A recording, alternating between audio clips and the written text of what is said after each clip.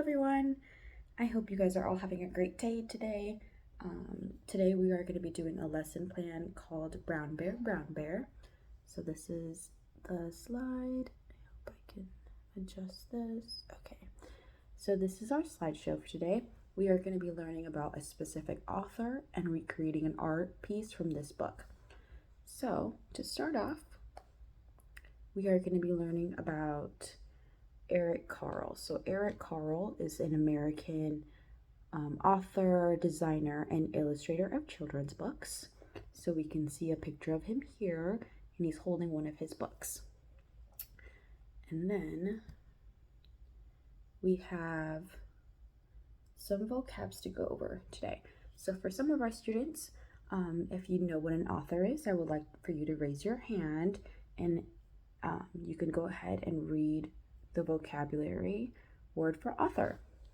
So I would pick on a student, and if they could, they would read a writer of a book, article, or report.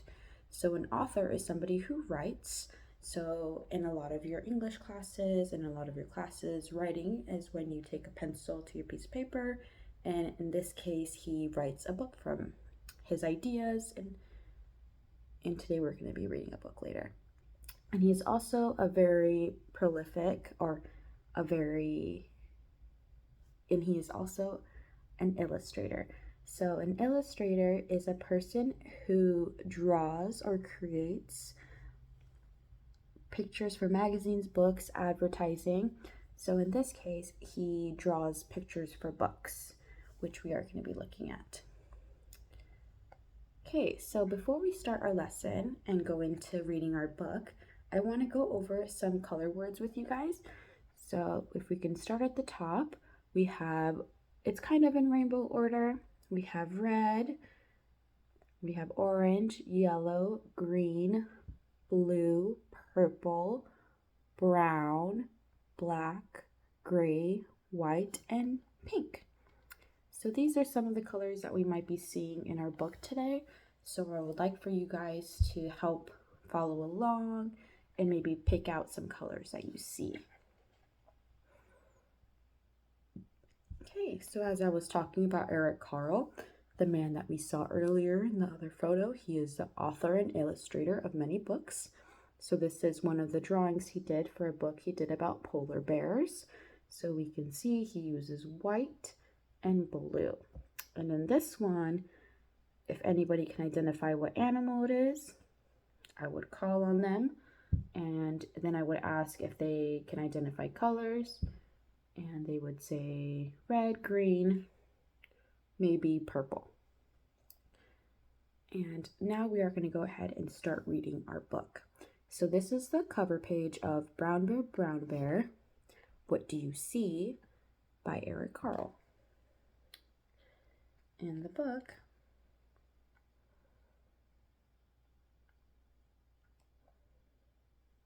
okay, so I do have a PDF of it, so I'll act like you can't see all the pages. So, Brown Bear, What Do You See? Is our title page. So I'd ask the class what color it is, and as I said before, it was brown, but they'd say brown. Okay, so another title page. So we can also see that for this one, if any of the students can identify, it says by Bill Martin Jr., so that would be the author, as we identified earlier, as a writer. And pictures by Eric Carle, because he is our illustrator. And moving on, I wish I could fix the sliding. Okay, so our first page, Brown Bear, What Do You See? So we see our brown bear, and he's all in brown. I see a red bird looking at me. So if we remember earlier, red, so let's see on this page, red bird, what do you see? I see a yellow duck looking at me. Yellow duck, what do you see?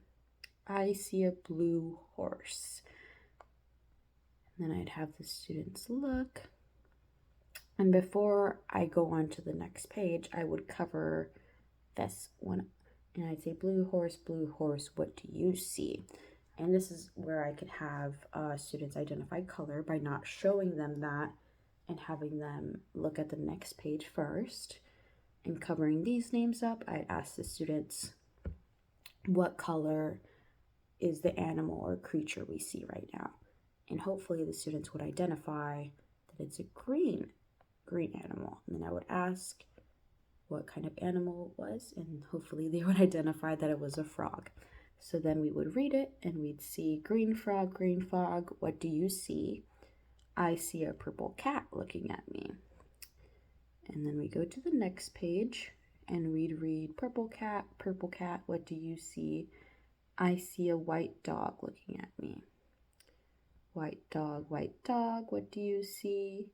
I see a black sheep looking at me. Black sheep, what do you see? I see a goldfish looking at me.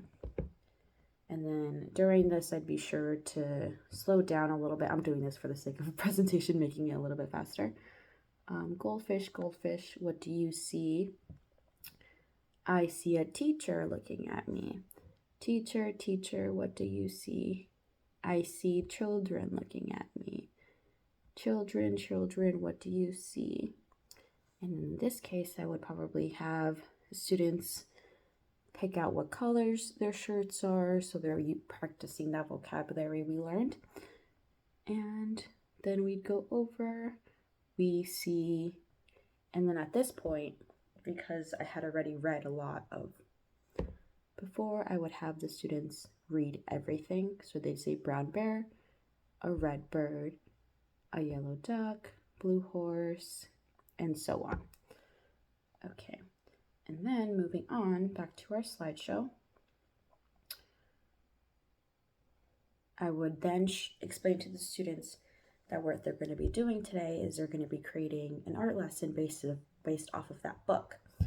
And because we do have ELLs, for example, in my case, Jody, I stated in my rationale that I would like to include pictures of the materials she's going to be using. So for example, I said 4 pieces of paper. I can have it right here, if you can see it. Maybe there you go. So 4 pieces of paper. So for the class, I would probably explain 4 pieces are this many and how the students count 1, 2, 3, 4. And then I would show that that's the paper. I'd have different colors of paint, so then that would also refer on the vocabulary we talked about earlier. And then I would show that they needed a pair of scissors and then point to the scissors. And I would explain that they needed tracers because they're going to be cutting out the tracers or tracing paper and then cutting it out. And then lastly, I will point to the glue stick. And the last thing that I would do before the lesson, before they start working on their activity, is showing them a student example. So then I would show the students the different templates we have. So these will all already be pre-cut out, but I don't have a printer right now. So this is a brown bird torso, the head, and all of the different leaves that they will be using in order to create their artwork. Okay, so after I show them all the different tracers that they'll have, and I'll explain that that's what they're going to be using to create their artwork. And then these are just a couple of tracers that I'll use to demonstrate. This is a little bit hard because I'm using one hand, but the students are going to use one hand. And in order to do this, they probably want to use both of them. And then they can fill in their spots, and that'd be one of them. And then the second one, they're going to want to use a tracer to get the shapes, so that way they're able to get uniform and they can make